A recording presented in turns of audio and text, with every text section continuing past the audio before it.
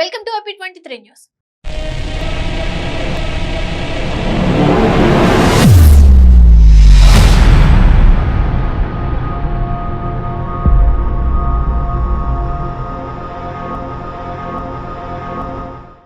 Jubilee hills లోని ఓ మహిళ Instagram చూస్తుండగా ఓ లెహంగా కనిపించింది. అది బాగా నచ్చడంతో పూజ కలెక్షన్స్ పేరుతో ఉన్న పేజీలోకి వెళ్ళింది. అక్కడ సూచించిన స్కానర్ కు 1000 రూపాయలు చెల్లించింది. డబ్బులు చెల్లించి 2 రోజులైనా ఆర్డర్ పెట్టిన లెహంగా రాకపోవడంతో పేజీలో కనిపించిన నెంబర్ కు కాల్ చేసింది. ఈ సమయంలో ఖాతా తనిఖీ పేరుతో సైబర్ మోసగాళ్లు ఆమె అకౌంట్ నుండి 40,000 కొట్టేశారు.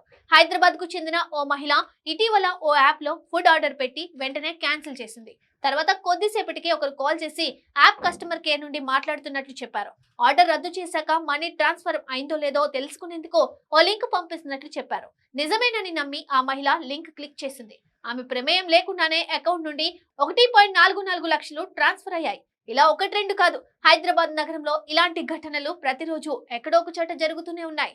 డిస్కౌంట్ల పేరుతో సంస్థలు ఇచ్చే ఆఫర్లు చూసి మోసపోయి డబ్బులు పోగొట్టుకుంటున్న మహిళలు ఎంతో మంది ఉన్నప్పటికీ కొందరు మాత్రమే పోలీస్ స్టేషన్లకు వచ్చి ఫిర్యాదు చేస్తూ ఉండడంతో ఈ మోసాలు వెలుగు చూస్తున్నాయి.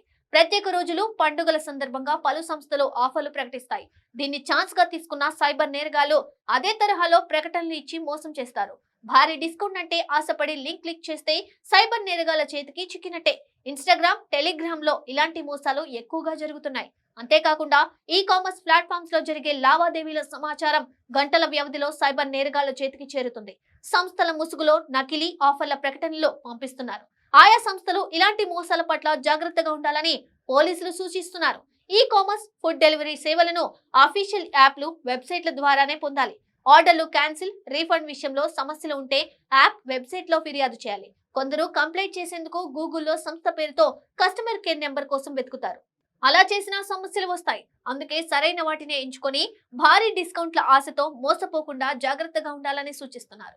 ఇక ఇటువంటి మరిన్ని అప్డేట్స్ కోసం ఫాలో AP23 న్యూస్.